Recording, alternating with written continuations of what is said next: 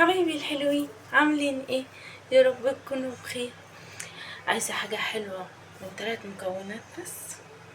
ده لما اقولها لك بطريقه حلوه جدا وشكل جميل هتعجبك وطريقه مختلفه قوي وسهله. يعني انت هتعمليها في ثواني كده وكده هنخلص. يلا، اول حاجه 3/4 كوبايه سمنه، ماشي، عليها نص كوبايه سكر مطحون اهي، ماشي. هنعمل بقى بالمضرب دهون، هنضربها كلها لغايه لما نخليها السكر ميبقاش باين خالص. هضربها واجيلكم عشان بس ايه صوت المضرب. شوفوا حبايبي، واحنا بنضرب كده دوت حبه فانيليا هنحطهم عليها ونبتدي ايه نكمل بقى ضرب. حبايبي كده خلاص خلصناها اهي. هنبتدي بس نحط الدقيق وهنقلب بقى مع بعض. شوفوا بقى حبايبي، انا عجنتها اهو وخدت حته منها حطيتها هنا معلقتين كاكاو، وهبتدي بقى ان انا ايه اخلي كلها تدخل الكاكاو يدخل فيها تبقى لون واحد. شوفوا بقى حبايبي، انا قطعتهم اهو البني، شوفوا قطعتها حتت كده، والابيض نفس الحكايه.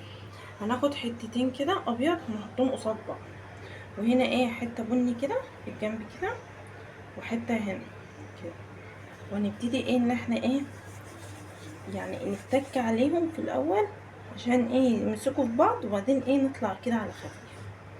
شوفوا هي بتطلع شكلها كده. يلا شوفوا بقى وانا بعمل كده اهو. احكي لكم بقى ايه، انا النهارده مش حكايه بقى، انا عايزه اسالكم سؤال.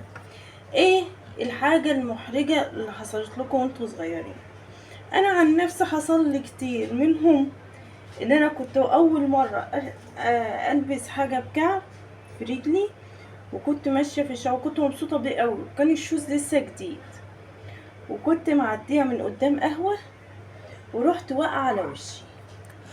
ده كان اكتر موقف كان احرجني، لان يومها الناس كانت في اولاد صغيرين كانوا قاعدين على القهوه وقعدوا يضحكوا عليا. انا ما انساش الموقف ده، لانه بصراحه كان حته ده الموقف، وكانت القهوه مليانه، لان كنا في اجازه عيد. فشوفوا كده انتوا ايه بقى الموقف اللي عندكم وانتوا صغيرين، كل واحد بقى يكتب لي ايه الموقف اللي عندكم المحرج اللي حصل لكم ايه وانتوا صغيرين. شوفوا بقى المنظر. فده من المواقف اللي انا ما انساهاش في حياتي، لان كان يومها اتحرجت وروحت البيت قعدت اعيط من كتر الاحراج اللي انا فيه.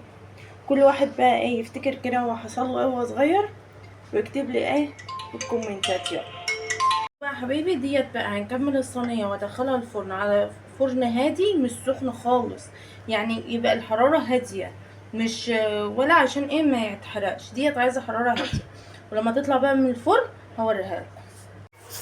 شوفوا بقى حبايبي، شوفوا بعد ما طلعت طبعا احنا كلنا منها، دي ما تتسابش، الحلاوه دي ما تتسابش. شوفوا بقى الحلاوه دي سهلة بسيطة اقتصادية.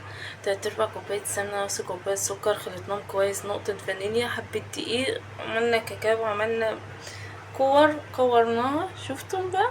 بس اهم حاجة يبقى الفرن هادي عشان ايه ما تتحرقش. شوفوا من تحت عاملة ازاي، وانتوا اصلا ما تطلعيها بتبقى طرية شوية، تسيبها في الصينية هي ايه تمسك نفسها. شوفوا بقى الجمال.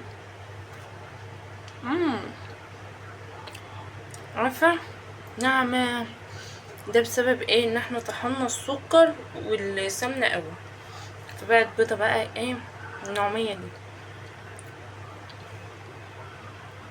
تحفه والله. وسكرها مش كتير، مكترش السكر عشان ما بحبهاش سكر كتير كده، حلوه قوي. جربوها بالطريقه دي هتعجبكم، ولما تجربوها بقى قولوا لي رايكم ايه، وما تنسونيش بقى في لايك وكلمه حلوه منكم، واشوفكم على خير. باي باي.